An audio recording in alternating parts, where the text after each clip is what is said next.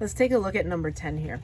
So number 10 is set up where you have, it says that car 1 is driving at 5 meters per second, and we don't know what the mass is. And then car 2 has a mass of 1,500 kilograms, is going at 18 meters per second, and it crashes into car 1. After the collision, we know that they stick together and they're moving together at 12.2 meters per second, and we need to figure out the mass of car 1. And so we know that we have a collision that's inelastic, and so we can say m1v1 plus m2v2 equals mt times v.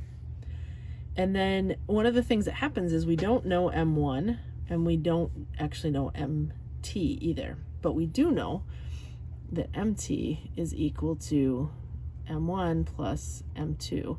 So it's equal to m1 plus 1,500 kilograms.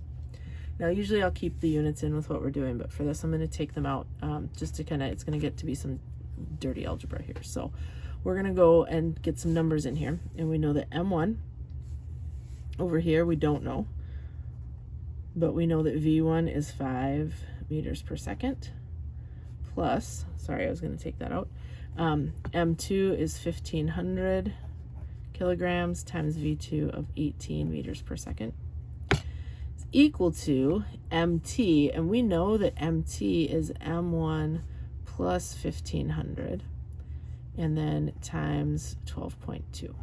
So now we have m1 and m1, and so we're down to only one variable that we don't know, as opposed to not knowing mt or m1. And yes, we don't know mt, but we can define our total mass in relationship to m1, and so then we can calculate from there.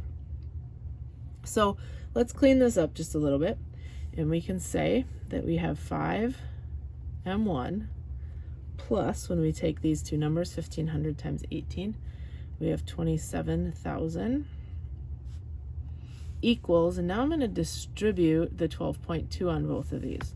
So I have 12.2 m1 plus, when I take 12.2 times 1,500, I get 18,300.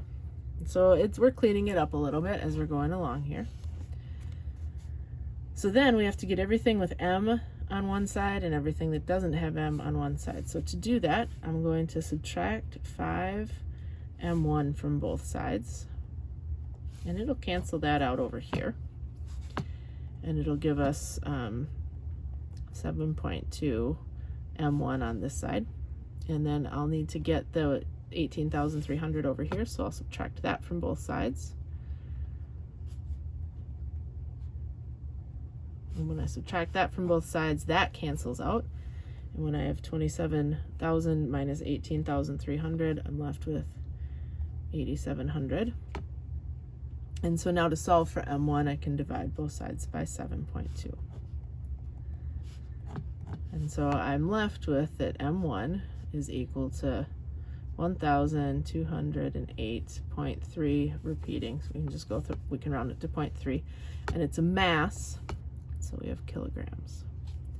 So this is the last problem because it's tricky and goofy and it makes you think a lot. There won't be something like this on the quiz, but it's good to stretch your brain and give it a shot. So there it is in its entirety, and you can take a look at that if you have questions.